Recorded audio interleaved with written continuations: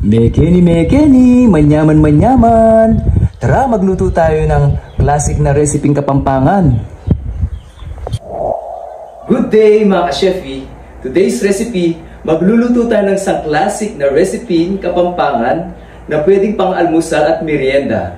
Yun ay ang tamales or bobotong Kapampangan. Ito ang mga sangkap na ating gagamitin.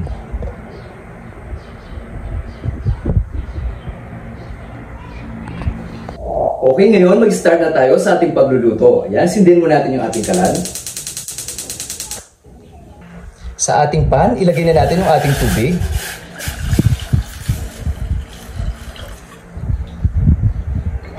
Ilagay na natin yung ating salt. Sunod na natin ilalagay yung ating chicken. Ayan, palambutin muna natin yung ating chicken. Pagkaluto ng ating chicken, ayan, shred natin.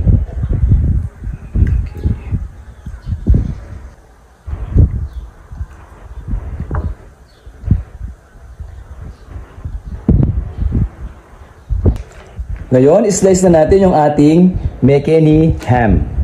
Okay, slice natin.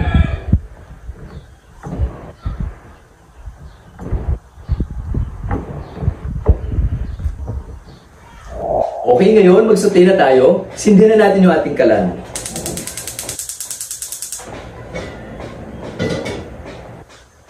Pag mainit na yung ating oil, ilalagay na natin yung ating garlic. Saute na natin hanggang sa mag-slightly brown yung ating bawang.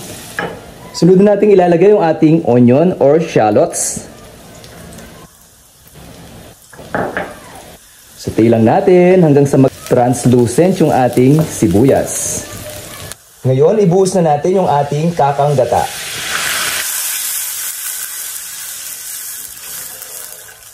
Sunod ko lang ilalagay yung ating salt. Sunod ko nang ilalagay yung ating white pepper. Haluin lang natin. Pag nag-simmer na yung ating mixture, ayan, tsaka na natin ilalagay yung ating rice flour. Ayan, haluin lang natin.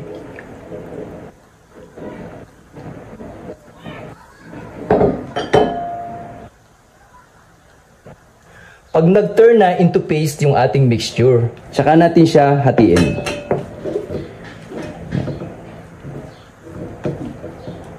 Lagyan natin dito.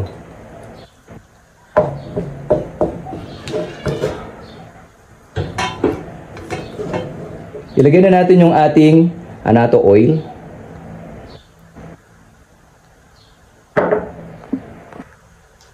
Lagay na natin yung ating peanut butter.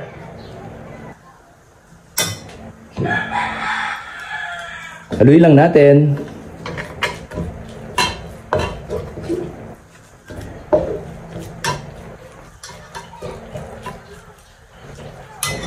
Okay, ngayon mag-assemble na tayo. Meron tayo ditong daon ng saging.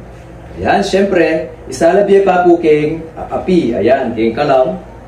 Tapos, punasan niya po ba tabi ko itong alikabok na ning bulong tamo. Okay?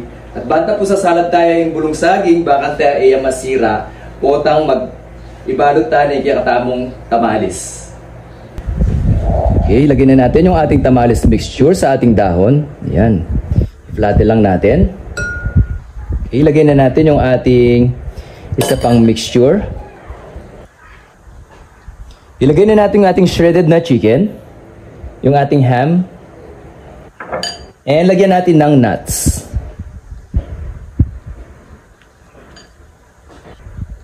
Ilagay na natin yung ating salted egg.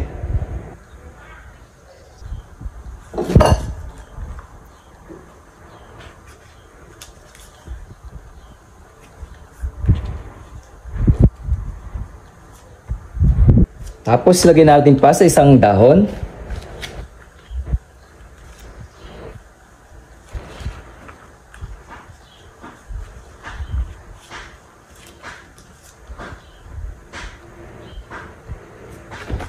Isang dahon pa ulit.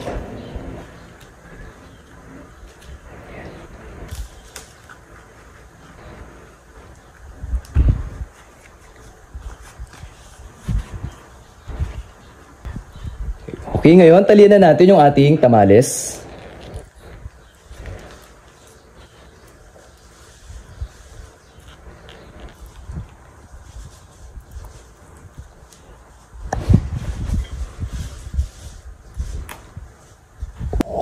After nating mabalutan yung ating tamales, ayan mga ka-chefy, i-steam natin.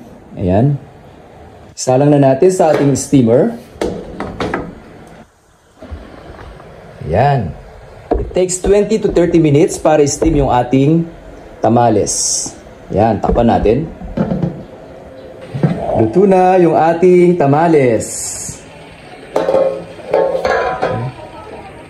Okay, ayan. Tingnan natin yung ating tamales. Ilagay natin dito sa ating bilao. Ngayon, open natin.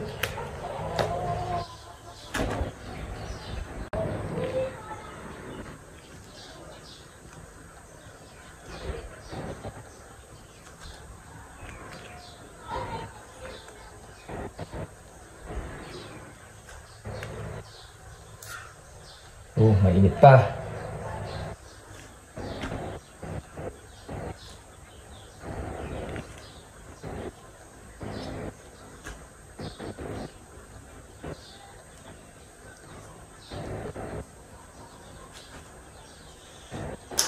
Are you ready, guys?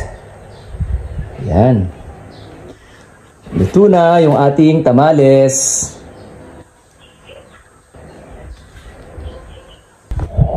Tapos na po tayo magluto ng ating recipe for today. Yun ay ang tamales or bobo to Kapampangan. Sana po nagustuhan yung ating recipe for today. Thank you for watching!